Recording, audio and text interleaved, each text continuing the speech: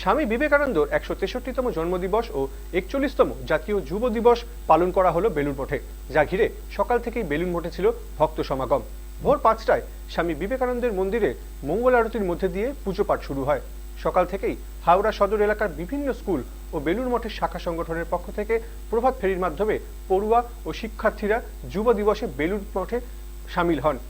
এরপরেই মূল মন্দিরের বাঁদিকে অস্থায়ী মণ্ডপে সারা দিনব্যাপী নানান ধর্মীয় অনুষ্ঠানের আয়োজন করা হয়েছে। বেদ পাঠ, ভজন, ভক্তিগীতি, স্তোত্রগীতি, স্বামী বিবেকানন্দের জীবন পাঠ, দুপুর ৩টে ধর্মসভা, সন্ধ্যায় সন্ধ্যা আরতির পর অনুষ্ঠানের পরিসমাপ্তি।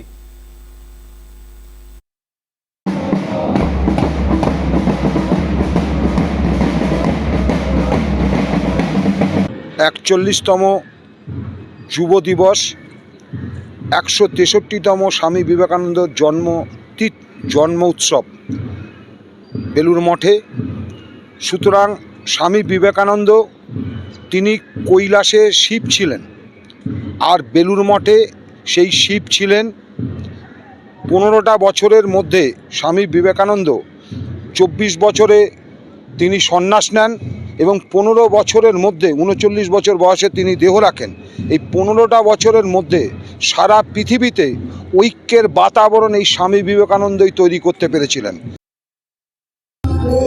আমাদের কাছে খুবই এটা মহত্বপূর্ণ, কারণ আমরা প্রতি বছরই এই সময়টা থেকে আসানসোল থেকে আসি।